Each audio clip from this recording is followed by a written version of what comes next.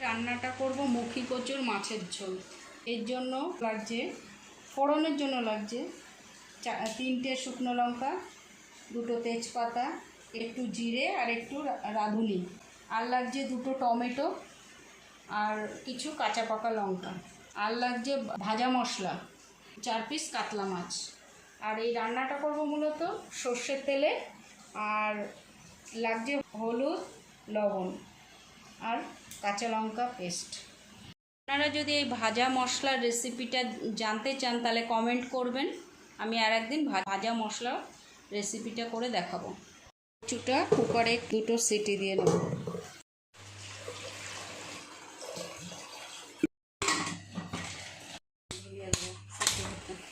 মাছের মধ্যে লবণ হলুদ মাখিয়ে 10 মিনিটের জন্য রেস্টে রেখে দেবো।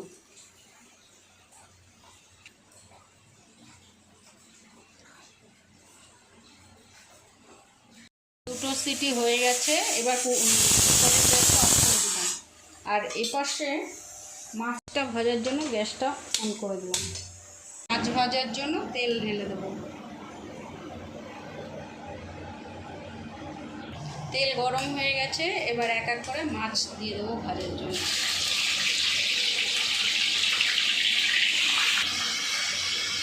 ভাজা হতে থাক, আর এদিকে এই কচুটা ছাড়িয়ে নেব। কচুটা বেছে ছাড়িয়ে মাছ ভাজাটা করে ফিরে আসছি।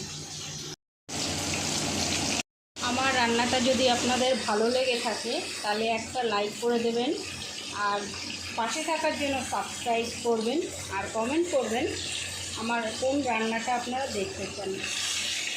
এগুলো বড় বড় ছিল, সেইগুলো এরকম করে হাফ করে নিচ্ছি তাড়াতাড়ি রান্না হওয়ার জন্য। এবার না মাছ ভাজার তেলের ওই মুখী কচুগুলো এক এক করে একটু ভেজে নেব হালকা করে। মুখী কচুটা ভাজার কারণ হলো স্লিপারি ব্যাপারটা বেশি থাকবে না। আর সবাইকে ধন্যবাদ আমার আগের রান্নাগুলো এতটা ভালোবাসা দেওয়ার জন্য। তেলেই ফোড়নগুলো দিয়ে দেবো এক এক করে। তেজপাতা, শুকনো লঙ্কা, ধনে, এই রাঁধুনি আর জিরে।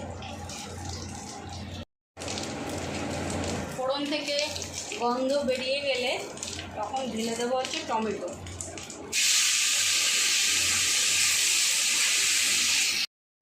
টমেটোটাকে তাড়াতাড়ি গলার জন্য একটু লবণ দিয়ে দেবো। কাঁচা গন্ধটা চলে যাওয়ার পরে এক এক করে সব কিছু দিয়ে দেবো। হলুদ গুঁড়ো, লঙ্কা পেস্ট। রান্নাটা একটু ঝালঝাল হলেই ভালো লাগে। কষার জন্য হালকা একটু জল দিয়ে দেবো।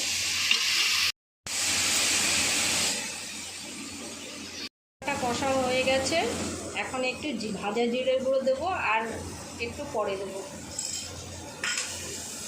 আর এক এক করে এটা দিয়ে দেবো।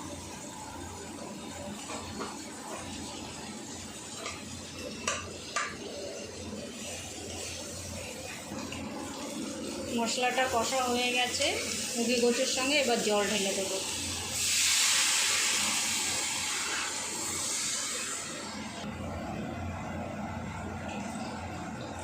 গাঠি কচুতে একটু বেশি জল লাগে, কারণ জলটা টেনে নেয় মুখী কচুটা। এবার আস্তে আস্তে মাছগুলো ছেড়ে দেবো।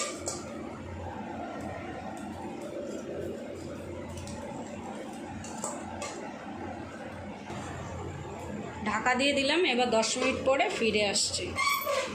রান্নাটা আমার প্রায় কমপ্লিট। এখন যে ভাজা মশলাটা রেখেছিলাম সেই ভাজা মশলাটা দিয়ে দেবো।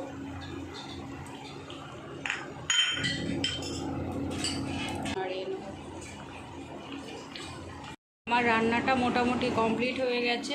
এবার গ্যাসটা অফ করে 5 মিনিটের জন্য স্ট্যান্ডিং টাইমে রেখে দেবো।